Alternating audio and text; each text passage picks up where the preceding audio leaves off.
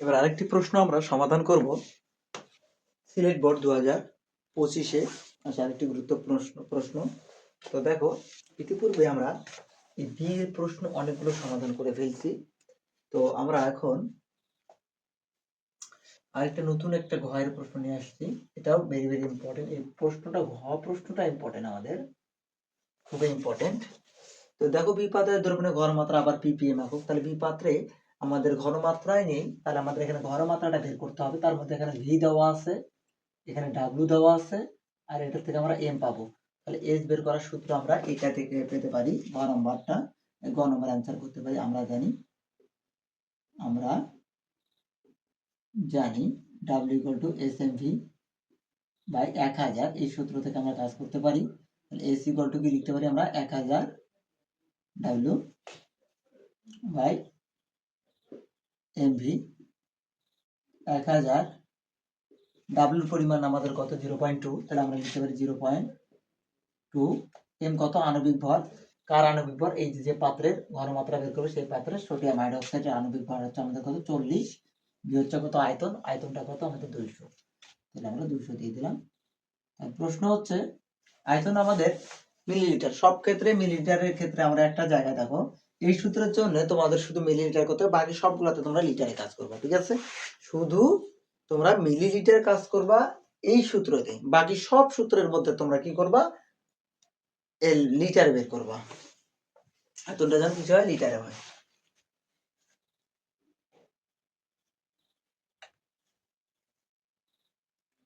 আমরা ক্যালকুলেশন করি। 1000 গুণন 0. ভাগ 40 ভাগ 200। 0.025 এর ঘনমাত্রাটা এত। আমাদের এটাকে পিপিএম এককে নিয়ে যেতে হবে। তাহলে অতএব লিখতে পারি 0.025 M equal to 0.025 mole per litre. তাহলে এটার সাথে আমাদের 0.025 গুণন কি করবো আণবিক ভর। আণবিক ভর কত? আণবিক ভর সোডিয়াম হাইড্রোক্সাইড 40, তার সাথে আমরা কি গুণ করে দেবো 1000 বা 10⁻³ যেটাই যদি আমরা গুণ করে দেই, তো আমরা এটাকে আমরা 10⁻³ লিখি। একটাই যে কোনো কাজ আমরা এক নিয়মে শিখবো, তাহলে সব থেকে বেশি ভালো হবে। তাহলে মোলটা যেটা থাকবে ওইটা, তার সাথে আণবিক ভর গুণ, কার আণবিক ভর গুণ, যে পাত্রের কাজ করব সেই পাত্রের যৌগের আণবিক ভরটা লাগবে, আর সাথে গুণ করে দেবো।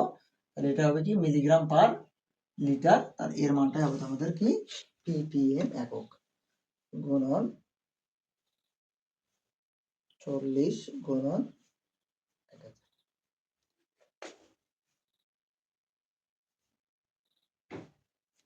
তাহলে আমাদের আছে 1 এত পিপিএম। এটাই তাহলে আমাদের আলটিমেটলি উত্তরটা হচ্ছে আমাদের এত পিপিএম। তাহলে আমরা এখানে একটু লিখে রাখি 0.025, যেহেতু আমরা এটা থেকে বের করলাম 0.025 এম আমাদের এই পাত্রের ঘনমাত্রাটা পেয়ে গেছি। যেহেতু আমরা দ্রবণের কি বের করব, দ্রবণের প্রকৃতি নির্ণয় করব। কি করব? দ্রবণের প্রকৃতি নির্ণয় করব। দ্রবণের প্রকৃতি নির্ণয় করার ক্ষেত্রে আমাদের অবশ্যই কি করতে হবে, এখানে কাজটা করে নিতে হবে। দেখো আমরা কিভাবে এটা কাজ করবো, সহজে কাজটা করবো। এর আগে তোমরা দ্রবণের প্রকৃতি নির্ণয় করা শিখছো কিন্তু, তাহলে দ্রবণের প্রকৃতি নির্ণয় করতে পারলে আমরা কিন্তু পিএইচ এর মানটা অবশ্যই লিখতে পারবো। তাহলে এই যে পিএইচ, তাহলে পিএইচ আমরা জানি কি পিএইচ হচ্ছে -log H প্লাস গুণন ই দিয়ে রাখি, হচ্ছে তুল্য সংখ্যা। তাহলে এই হচ্ছে ঘনমাত্রা।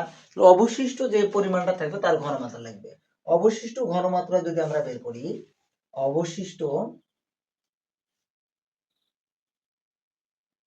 অবশিষ্ট ঘনমাত্রা যদি বের করি, H প্লাস যদি বের করি, তাহলে আমাদের কি আছে দেখো। তো আমরা অবশিষ্ট পরিমাণ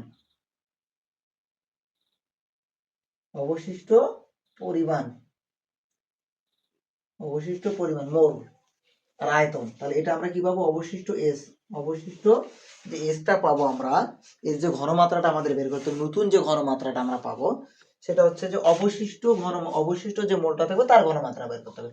অবশিষ্ট পরিমাণটা দিব, আর এখানে লিখবো মোট আয়তন লিটার। আয়তন কি হবে একটু আমরা পরে এটা অঙ্কের মাধ্যমে আমরা বুঝতে পারবো। আর এখানে ই হচ্ছে তুল্য সংখ্যা, কতটি আছে সেটা আমরা গুণ করে দিলে আমাদের এটা কাজ হয়ে যাবে। তো দেখো আমরা এটা সমাধান করে খুব সহজে সমাধান করে ফেলবো।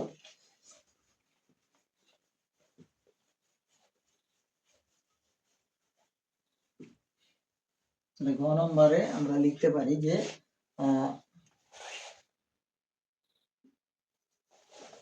বিক্রিয়াটা আমরা করে নিব। এখানে আমরা ঘনমাত্রা আছে দেওয়া, আর এখানে আমাদের ঘনমাত্রাটা আমরা বের করে নিয়েছি, তাহলে আমাদের আর নতুন করে কোনো কাজ করতে হয় না। তাহলে আমরা বিক্রিয়াটা করে নেব H2SO4 প্লাস সোডিয়াম হাইড্রোক্সাইড।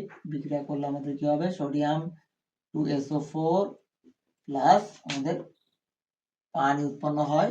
তাহলে এখানে হচ্ছে তুল্য সংখ্যা 2, তাহলে এখানে আমরা 2 দিয়ে দিই, এর তুল্য সংখ্যা 1 এখানে দেওয়ার দরকার নেই। তাহলে আমরা লিখতে পারি 1 mole H2SO4 equivalent 2 mole sodium OH। তাহলে 1 mole hydrochloric acid 2 mole sodium hydroxide কি করতে পারে, প্রশমিত করতে পারে। তো দেখো তো আমরা এখন লিখবো যে এ পাত্রে H প্লাস এর মোট মোল। তাহলে n ইকুয়াল টু আমরা কি লিখি, SVL তাহলে S টা কত, এ পাত্রে সেমিমোলার মানে কত 0.5, সেমিমোলার মানে 0.5, V কত 100 ml, কত ml 100 ml। তাহলে এটাকে আমাদের কি করতে হবে, 1000 দ্বারা ভাগ করে দিতে হবে।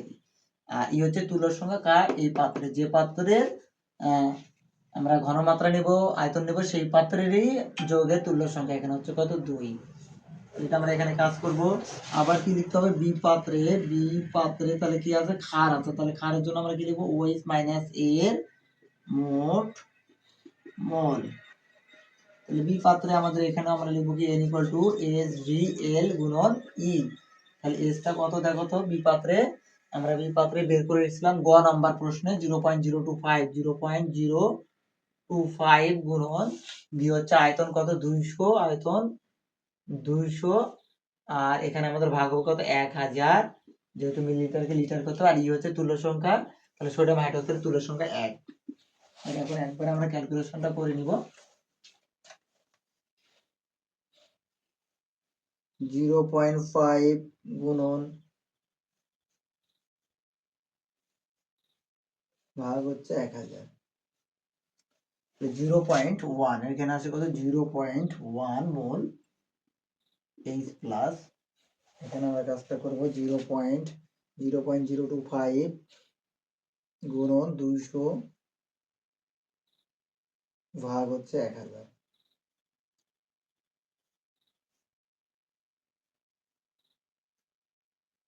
Zero point zero zero five মোল। তাহলে আমাদের এইটা আসে, দেখো দেখা যাচ্ছে যে এটা 0.1 মোল তোমার অ্যাসিড আছে, আর 0.05 মোল তোমার কি আছে, ক্ষার আছে। তাহলে ক্ষারের পরিমাণটা তোমার কম, তাহলে আমাদের দ্রবণের প্রকৃতিটা কি হবে, অম্লীয় হবে, এটা আমরা জানতে পারছি। কিন্তু এটা আমাদের বলতে পিএইচ এর মাধ্যমে দেখাতে বলছে। তাহলে অবশিষ্ট H প্লাস এর পরিমাণ, তাহলে অবশিষ্ট H প্লাস এর পরিমাণটা তাহলে কত, তাহলে আমাদের 0.1 মাইনাস 0.005 এত মোল। তাহলে আমাদের মাইনাস করতে হবে 0.095 মোল। দেখো এই পরিমাণ মোল আমাদের কি আছে, অবশিষ্ট H প্লাস আছে। তাহলে অবশিষ্ট অ্যাসিডের ঘনমাত্রা বের করতে হবে, ঠিক আছে। অবশিষ্ট যেটা আমরা এই যে বলছিলাম, অবশিষ্ট ঘনমাত্রা, অবশিষ্ট H প্লাস এর ঘনমাত্রা, তাহলে ঘন মাত্রা, তাহলে এখানে লিখতে হবে কি, আমি লিখছি অবশিষ্ট পরিমাণ। অবশিষ্ট পরিমাণটা কত 0.005 0.095 আর নিচে হবে কি মোট আয়তন লিটারে, মোট আয়তন তাহলে এখানে আছে কত 100, এখানে আছে কত 200, তাহলে 100 আর 200 যোগ করলে কত হয় 300, তাহলে আমাদের 300 ভি হচ্ছে কত এখানে 300 হচ্ছে 300 মিলিলিটার, তাহলে এটা আমরা লিটারে করলে আমাদের 0.03 আসে, 300 ভাগ হচ্ছে 1000 0.3, তাহলে এখানে কত আসছে 0.3, তাহলে এখানে বলা হচ্ছে মোট আয়তনটা লিটারে 0.3 গুণন, আর এখানে লেখা আছে কি ই হচ্ছে কত তুল্য সংখ্যা, তাহলে এর তুল্য সংখ্যাটা আমাদের লাগবে, তাহলে এটা আমাদের কার এসিডটা কোনটা এইটা, তাহলে এর তুল্য সংখ্যা কত 2, তাহলে এখানে আমরা কত গুণ করে দেব 2 গুণ করে দেব, তাহলে 0.095 ভাগ 0.3 ভাগ 2 0.158 এত এম। এখন আমাদের বলতে অবশিষ্ট পিএইচ এর মাধ্যমে দেখাতে হবে, তাহলে পিএইচটা আমরা দেখাই, পিএইচ হচ্ছে কি এইচ প্লাস, তাহলে এইচ প্লাস এর পরিমাণ তাহলে মাইনাস লগ এইচ প্লাস এর পরিমাণটা আমাদের কত দেবো 0.01515, আরেকবার একটু ক্যালকুলেশনটা ঠিক করে দেখে নিই আমরা, ভুল হইল নাকি, 0.095 ভাগ 2 ভাগ 0.3, 1.583, ঠিক আছে, 1.58 গুণন, আর এই যে এসিড যেটা আমরা বের করছি এর তুল্য সংখ্যাটা আবার এখানে গুণ করে দিতে হবে, এর তুল্য সংখ্যা আমরা এখানে গুণ করে দেব, তাহলে মাইনাস লগ আমাদের কাজ করতে হবে, মাইনাস লগ 0.158 গুণন 2, তাহলে আমাদের 0.158 গুণন 2 করলে এখানে আমাদের আসে, এটা হচ্ছে সব তুল্য সংখ্যা, তুল্য সংখ্যা, হ্যাঁ তুল্য সংখ্যা, তাহলে এখানে আছে 0.5, তাহলে পিএইচ আসলো আমাদের এত, তাহলে পিএইচ এর মানটা দেখো তো 7 এর নিচে না, 7 এর নিচে, তাহলে পিএইচ এর মান যেহেতু 7 এর নিচে, তাহলে দ্রবণের প্রকৃতি কি হবে, দ্রবণের প্রকৃতি